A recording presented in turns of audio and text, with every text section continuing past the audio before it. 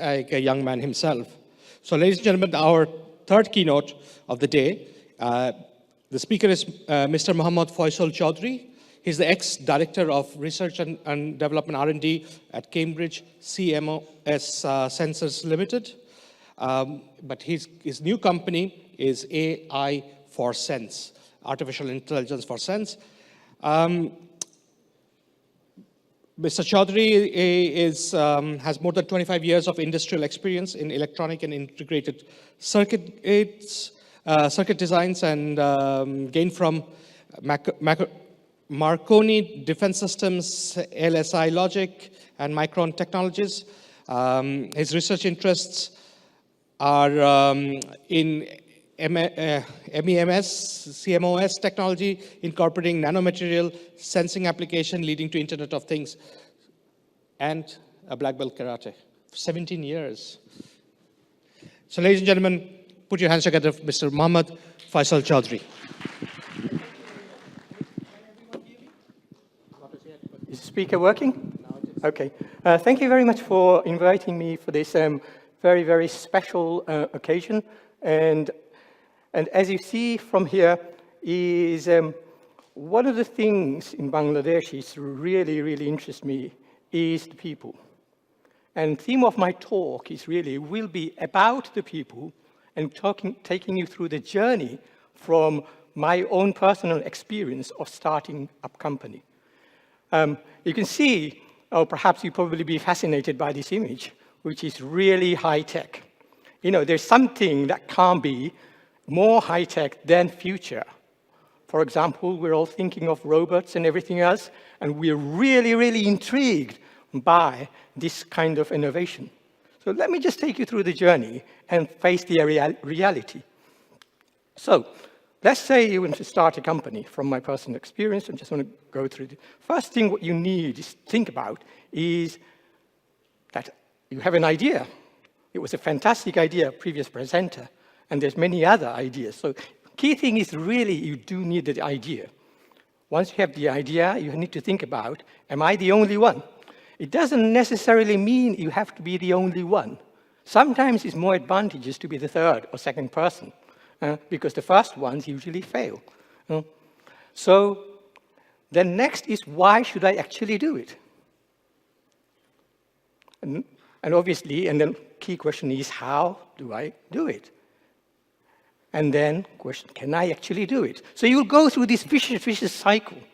Then key thing is, as an entrepreneur, you really have to say, yes, you can do it, I can do it. So this has to be the real determination. So key thing is, what are the key steps involved in this thing? As I said, it's idea. The next is funding. Obviously, if you don't have the funding, you cannot really begin. Then you need to know who your competitors are, and business plan. So these are the 4 steps. Having done this, you need some legal documents.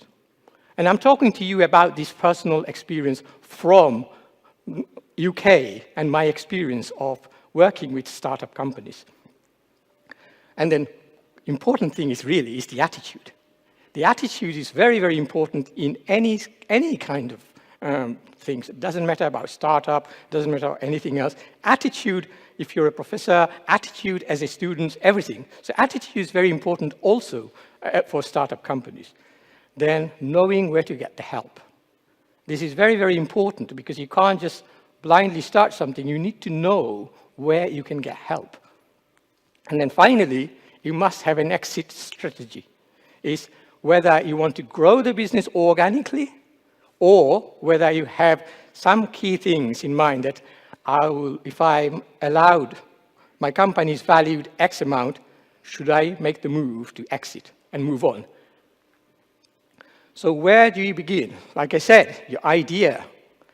Then, when you have the idea, you really need to ask, what is the benefit? What benefit it brings? Because if your idea might be beautiful, but the benefit is not very good. So you need to know clearly what benefit it really brings. Then, question is it unique, or has someone else thought of it? And then what is your target market? And who are the key players? Again, it's the competitions. These are the obvious questions, I'm really addressing for the new, young audiences here who are really interested to think about this kind of thing. Most experienced people, these are really, really obvious questions, but you really need to analyze these things. And then, how can I protect my idea? So this is really important in the UK or in the European countries, that you need to know, you have an idea, it's your little baby, but you need to know how to protect this idea. Because if without this, you really suffer from getting the investment you need. So a successful business really must have a great idea, or maybe more than one idea. So key thing is funding. So from my experience, what we see is first funding is really, it begins with your own funding. This could be a financial one, or it could be your time itself. The time you spend is kind of your own investment. Because rather than working for someone else, like myself, my time is my value. So this could be weighed as kind of your own finance. Family and friends, or crowdfunding, all the other things that sometimes you might approach. You really need to make the next move. So family, friends would be the next obvious step. And clearly, the next one is seed funding. Seed funding, unfortunately, perhaps in Bangladesh, it doesn't quite exist. But in the UK, there are a lot of incentives for these kind of ideas. And I'll talk to you about some of those things. And clearly, of course, the funding and budget, you need to know how to maintain the budget. You need to know where you start, what is your projection, and maintaining the budget is very, very important. So competitor analysis. So key thing, what you do in competitor analysis, obviously, who are they? Who are those people that you are competing with? Then, what is the market share you're trying to focus? So market share is something you cannot possibly say, I'll have the 100% of the market. This will not be taken for granted. It takes time. You've got to be realistic of what is your market that you're aiming for. Having done this, you have to do your analysis of strength, weaknesses, opportunities, and threat. So these are kind of things that you really need to analyze to sit down, and they do take time, but it's a very, very important step. Once you've done this, you need to know what your strategy is, because you might find during this analysis, you find that there are some competitions there. There are something there, and you've already spent your time developing your idea, or you want to go into your own startup company, then what you should do, you have strategy. Okay, I have a competition, then I need to know how I actually compete with the competitor. And follow through or execute your strategies as you go along. And next is follow up of all these things that you do. Once you do this, this is a sort of vicious circle throughout your business. And you need to keep an eye on your competitors, what they're actually doing. And next move is obviously you straight away go into your business plan, develop all these ideas and background information, and you need to produce some business plans. And typically, a business plan could be in the form of a very big report. In the UK, we're quite fortunate sometimes that it doesn't really have to be very, very sophisticated. You have a great idea, and what you can do is you really produce a few slides and to present for next level, which is the investment. So in that one, you really need to find out the market needs, the value proposition, strategies, and exit route. And what is more important is the last thing is the team. You need a team in order to be able to do an innovative startup company. This is very critical. So let me just walk through some key steps that, for startup companies that I might have personal experience with. I had a company called Tiny Visions, which I started on my own. I will not talk to you too much about this. That was a long time ago. Then start for a Cambridge semiconductor company, which is a Cambridge spin-off company, and Cambridge CMOS Sensors, and now AI for Sense. I will talk to you about, as a case study, look at Cambridge CMOS Sensors, because this has really given me insight into how the company really starts. So, to begin with, there's a thought. As you can see, what is the problem that we are trying to solve? In the world, the problem is really the environmental issue. So this is where the big thing that started off this project. And then the key fact is really, is about 3 million people are dying unnecessarily, without any reasons. And it is said that by 2050, they will double. And that is really staggering amount, because it really is more than people killed by malaria and AIDS or any other thing. So this is the problem, really. So when we saw that, we say, okay, there is a need for kind of sensing solution, which is gas sensing solution. Because why there is this need? Because it is not widely available, as already been mentioned. There is a limited kind of a lifetime for these devices. And they're very bulky and expensive and consumes too much power. So we can't really get them into sort of high sort of applications for the wider applications. So what is the solution? The solution is really, we said, and these are the thoughts behind it, we can integrate this and make it into a smaller chip. So that's the challenge. The challenge is to take something really big and put it on your finger. Why should we do this? The only way you could do this is really to make it cheap and efficient, is to integrate this into a standard CMOS, complementary metal oxide semiconductor silicon wafer. So this is a really big challenge. You need to integrate those sensors which has never been done for these kind of applications on a CMOS process. Why? You will see later. The why? Because then we can produce it in high volume and low cost.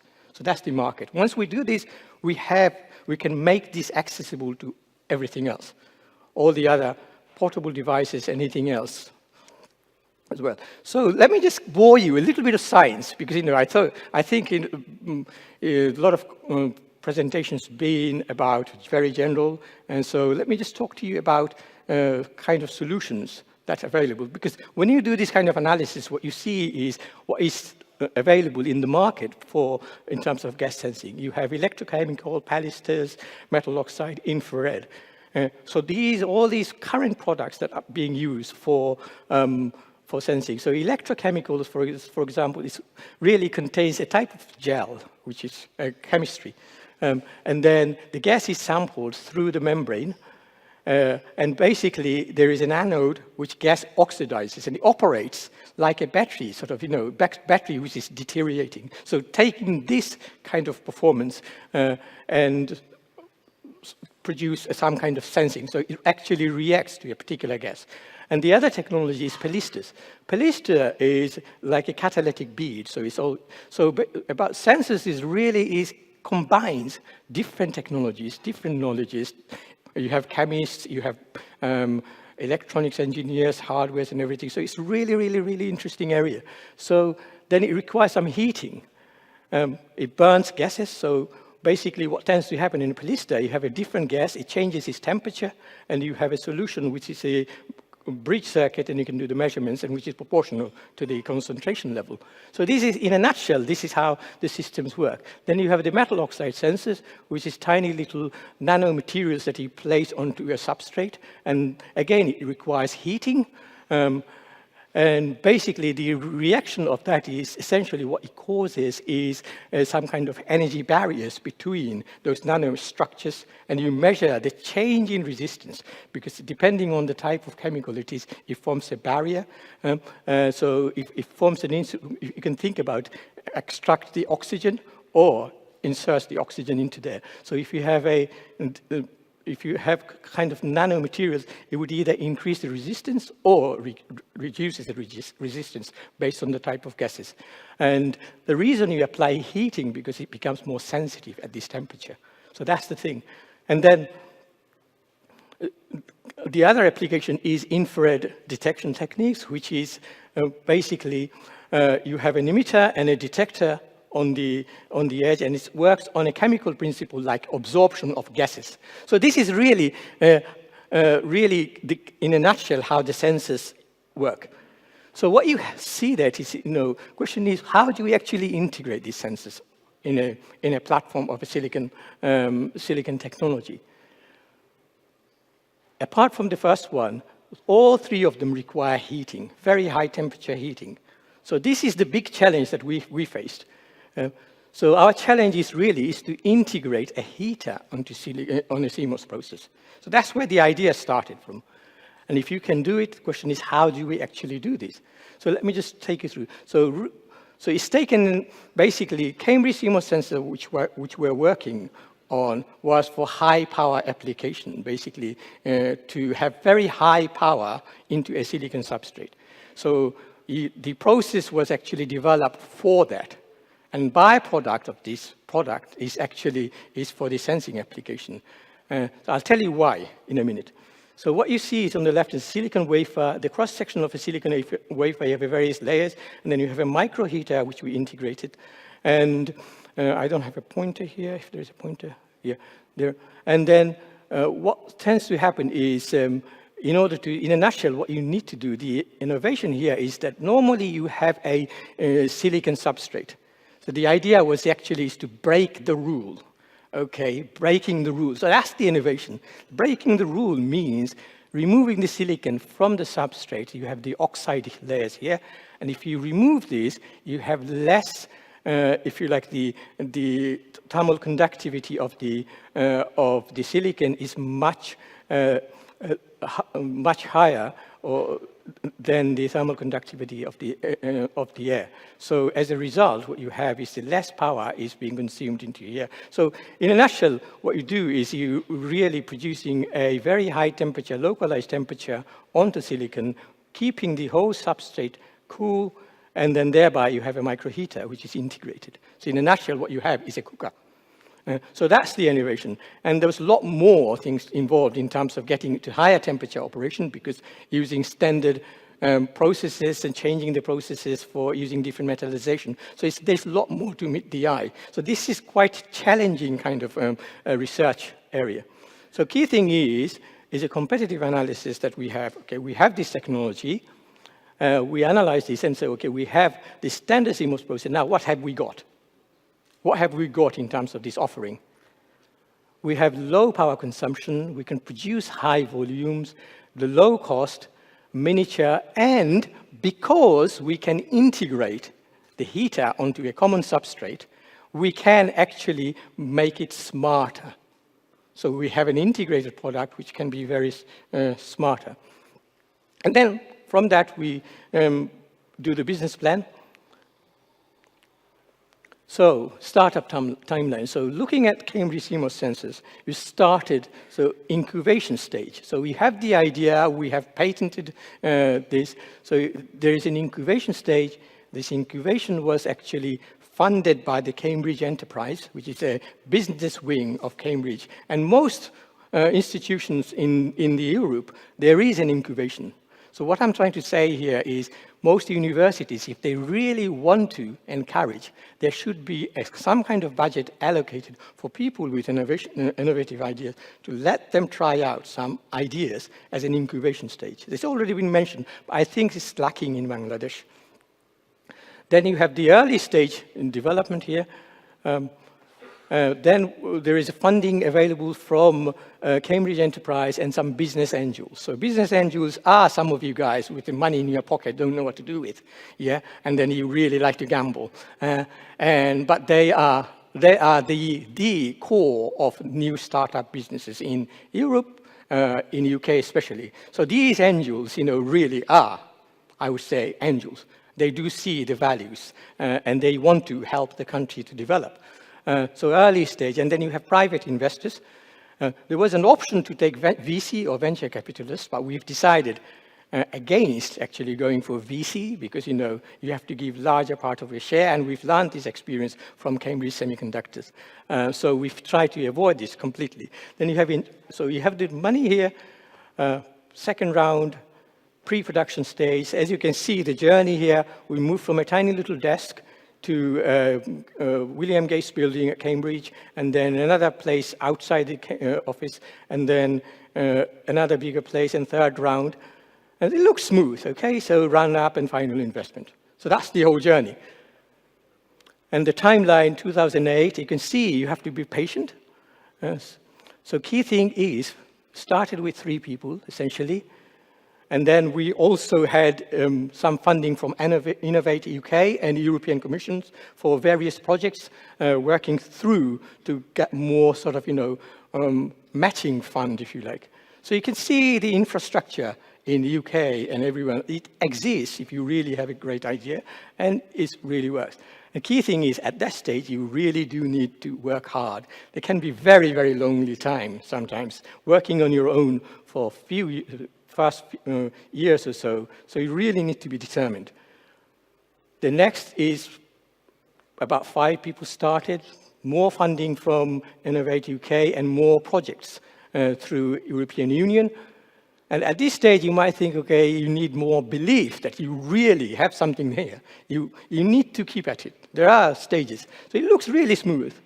So what happened there?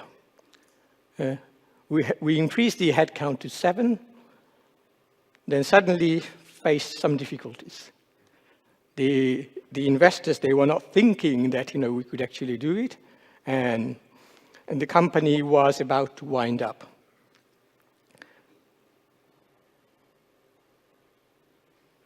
Then suddenly, you go and back to the UK, Innovate UK or something, and try to get some more funding. And that funding came in, and then that sort of encouraged the investors to pump in more money, and business as usual. So Cambridge Enterprise and private investors came in to the rescue. So we have the funding that we need to go forward with our development. So basically, what you see here is, in 2016, we had a company which was acquired by AMS UK, which is a very big company, and then we finished. So to sum up, is good idea, support, dedication, and support comes in various places, like I've already mentioned, the own university, business angel, etc. So you need this kind of engine running throughout your process. So let's see high-tech innovation for Bangladesh. This is quite critical, okay? I looked at this image and I said, here is Bangladesh, here's the people. This is how you perceive the people. That reminds me of when I came to visit Bangladesh a long time ago, someone that I've seen. So is this beyond our reach? I talked to you about this high-tech, really, really high-tech. It needs millions and billions of pounds of investment for very high-tech innovation. Is it too advanced? Let's think about it. We have poor infrastructure, lack of support. Is it just a dream? What is it we have? So if you look at, this is an interesting chart that I found that is comparing the getting ready for future and current readiness. Now, I think I was quite encouraged to see this thing about Bangladesh. We are really, really determined people. We are trying to get ready for the future, but our current readiness level is not to this level. And what this graph actually shows, and the number of people is actually in that field is much, much lower, proportional to the population that we have. So we're there, which is good, but then we need to train more people to get those numbers that we do need. So what you see in terms of Bangladesh is what we need urgently from and this is very obvious from every one of you, really. I'm sure you know, and this is nothing new, is infrastructure is the key thing. The very first thing is the infrastructure. Then flood control, then agriculture, skill building, renewable energy, and pollution is the major problem. And here is an image where I stayed in a village back in March, and recently the whole area has been flooded. So flood control and things, which is in evidence. So what we really need is affordable kind of innovation solutions. We cannot really dream of those very high-tech stuff. But what we can do, we can utilize those, access to these ones. What we really also need to do is to address the local issues is really solved by the local people. No one else will solve it for you. Bangladesh may not have the machine, but it has something better than machine power. That is, it has the manpower. which is really critical. So let me just quickly go through this on this. Machine versus man. Who do you think is more superior? Is it machine or the poor Bangladeshi child? Tell me. Let's look at some facts. So there are about more than 100 million, just like him, in the world. So if we just look at this in terms of machine, we really do get fascinated. In fact, my background is AI, and I've done my PhD in AI and expert systems. And so if you think about this here, 82,000 processors needed to compute just 1 second of a human brain activity. Whereas a human brain has so many billions of nerves, trillions, etc. And then it has hundreds and thousands of trillions of pathways. Think about it. Think about it. And this is really an interesting chart here. Is fastest computer, K, sucks up power of 10,000 homes.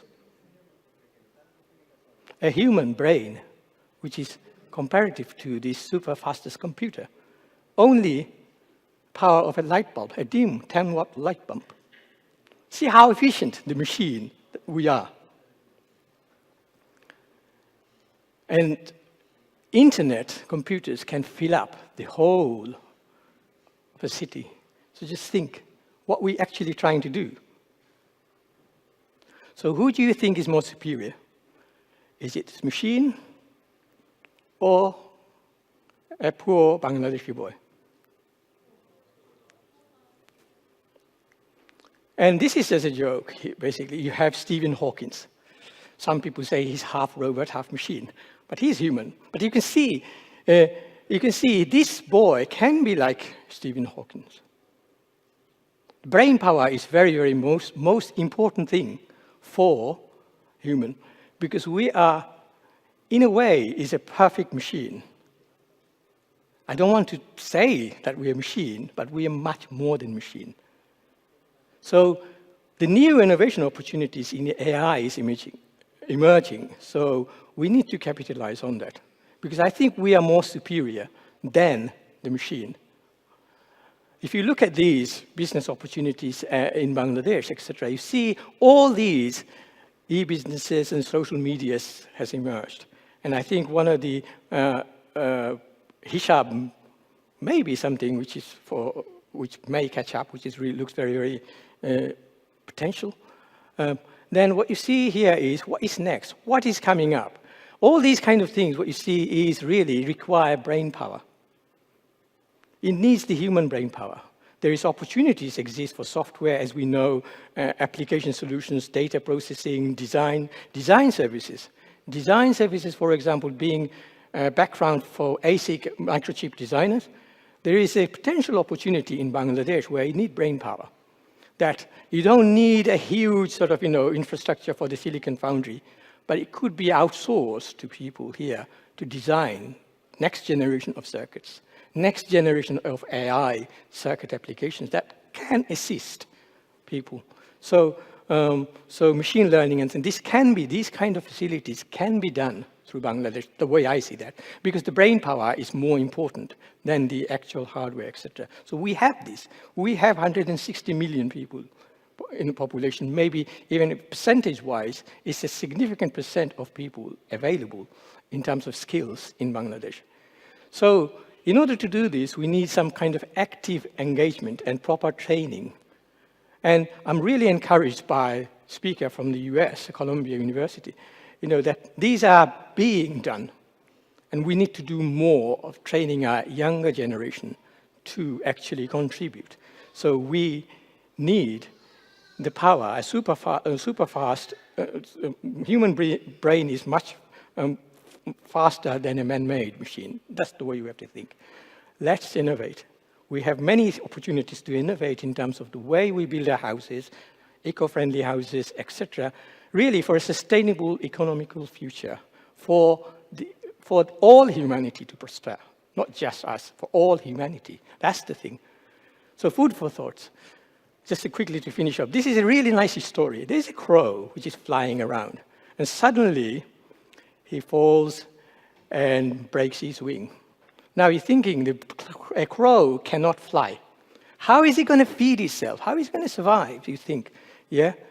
Then there's an eagle which flew past. And someone thought that eagle might kill that crow.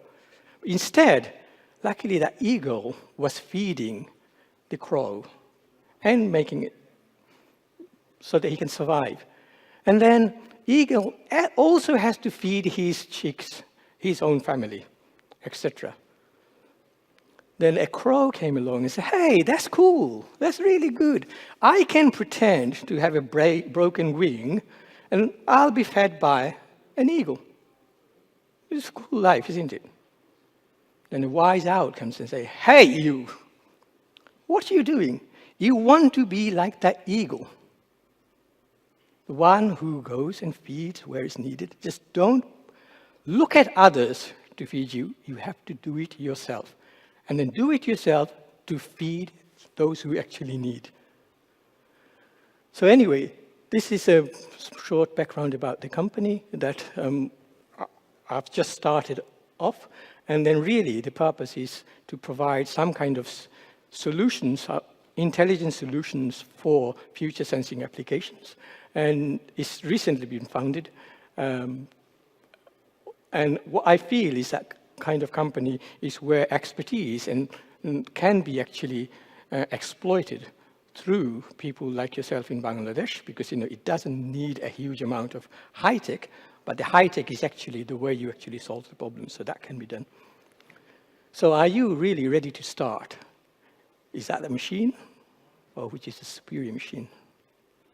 Thank you for listening.